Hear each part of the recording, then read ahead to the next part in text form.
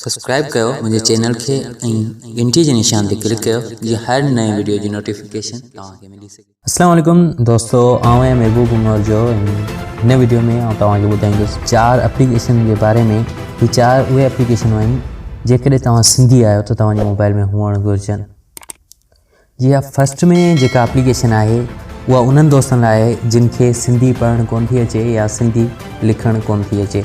काफ़ी सारा दोस्त अहिड़ा आहिनि जिन खे असां मैसेज कंदा आहियूं सिंधीअ में लिखी त उहो रिप्लाई में या त वॉइस कंदा आहिनि या रूमनि में लिखी मोकिलींदा आहिनि त असांखे हीअ मैसेज अंग्रेज़ी में लिखी मोकिलियो, असांखे सिंधी पढ़णु कोन थी अचे। उहे हीअ एप्लीकेशन इंस्टॉल कनि। साईं अली हसन मल्हा जी एप्लीकेशन आहे, पंहिंजनि ॿारनि खे इंस्टॉल करे ॾियो ऐं हीअ एप्लीकेशन तमामु मददगार साबित थींदी तव्हांजी। हिन एप्लीकेशन खे ओपन करण सां हिन जो इंटरफेस आहे जंहिंमें तारीफ़ आहे ऐं उनखां पोइ पट्टी आहे, उनखां पोइ आवाज़ आहे, सबक़ु आहे, रंग, मश्क, शिकिल, राब्तो। जेकॾहिं असां पट्टीअ ते क्लिक कंदासीं त ही पट्टी आहे। अल्फ़ आवाज़ ॾेखारींदी मुख़्तलिफ़। जीअं असां हिन ते क्लिक कयूं था अलिफ़ ते, तव्हां ॿुधो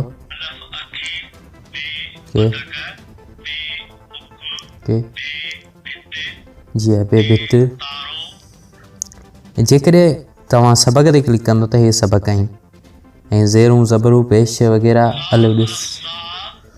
ओके,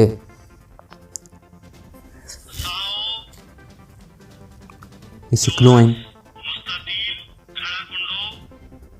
ये मुख़्तलिफ़ आवाज़ आहिनि ये ॿारनि खे तस्वीर सुञाणण में आसानी थिए। हीअ गेम आहे जिते तव्हां अलिफ़ रखी बे रखी मुख़्तलिफ़ जॻहियुनि ते हर हिक जी अखर जी जॻह ते पंहिंजो अखर रखी गेम खे कंप्लीट करे सघो था। ओके, ॿिए नंबर ते जेका एप्लीकेशन आहे उहा बि तमामु ज़बरदस्त आहे ऐं मूंखे तमामु घणी पसंदि आई। जेका एप्लीकेशन तव्हांजी मोबाइल में हुअणु लाज़मी घुरिजे। जी हा, उहा एप्लीकेशन आहे SLA पिक्चरल डिक्शनरी। जी SLA पिक्चरल डिक्शनरी ही गुज़िरियल 2 महीननि में या 3 महीननि में लॉन्च थी आहे, जेका सिंधी लैंग्वेज जा ठाही पारां ठाही वई ऐं हिन जो डेवलपर आहे सर उबीद थईं। हिन एप्लीकेशन में तव्हां कंहिं बि नाले जी अंग्रेज़ी कंदो त तव्हांखे उनजी तस्वीर बि मिलंदी। जीअं मूं लिखियो अंब त तव्हां ॾिसो मैंगो सां गॾु उनजी तस्वीर अची वई। ऐं काफ़ी सारियूं शयूं आहिनि जिन जूं तस्वीरूं कोन आहिनि ऐं काफ़ी सारियूं शयूं आहिनि जेके सम्झ में न अचनि त उन्हनि जूं तस्वीरुनि जी आबशार, ठीकु आहे, वाटरफॉल ऐं हिन जी तस्वीर अची वई। हीअ पिक्चरल डिक्शनरी आहे जंहिंमें हर चीज़ जी तव्हांखे तस्वीर मिलंदी, उन चीज़ जी जेका सम्झ में न अचे। आसार इहे सम्झ में अची वेंदो त ऐं हेठि अंग्रेज़ी में लिखियलु हूंदो त इहो इस्म आहे, मतिलबु नाउन आहे।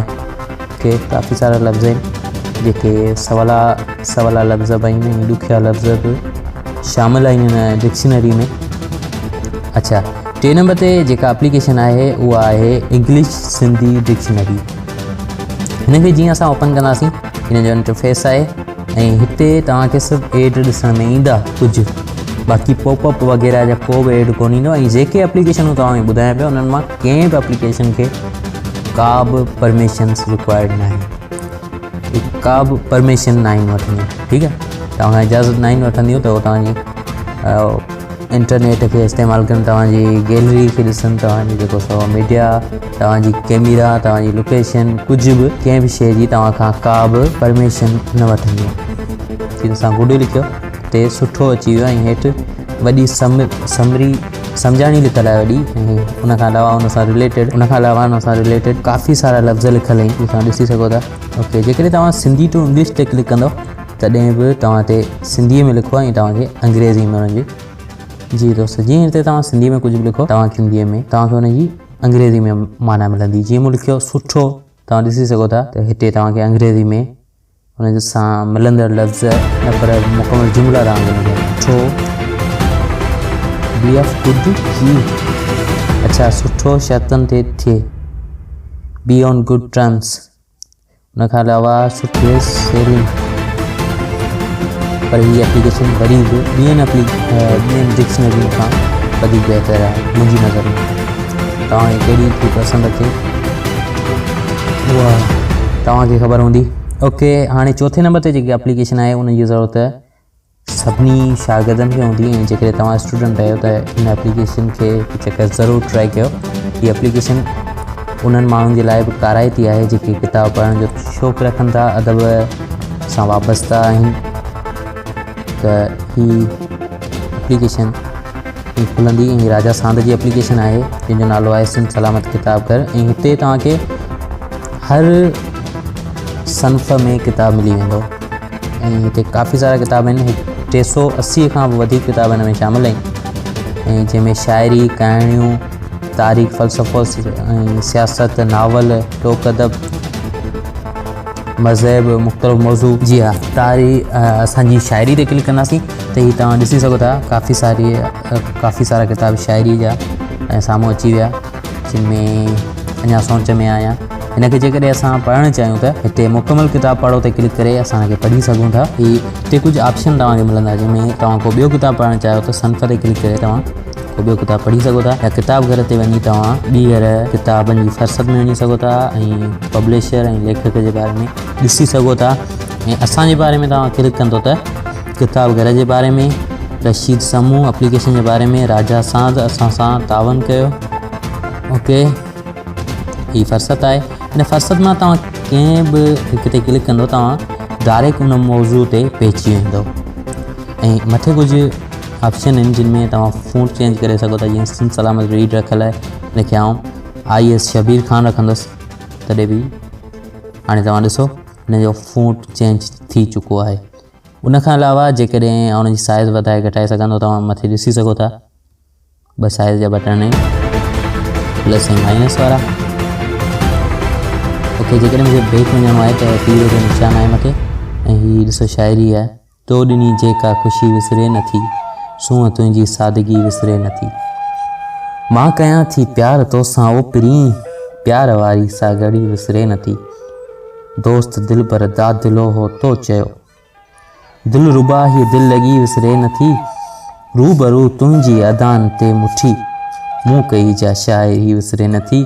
तो निभाइण जी कई कोशिश घणी, दोस्त तुंहिंजी दोस्ती विसरे नथी। ॾींहं वारा ॾींहं केॾा हुआ भला, तो चयो हो ज़िंदगी विसरे नथी। इश्क जी मां नाव तां सदके वञा, इश्क जे मां नाव तां सदके वञा, तो कई जा आशिकी विसरे नथी। जाम हथड़नि सां हसन खे तो ॾिनो, राति वारी महकशी विसरे नथी।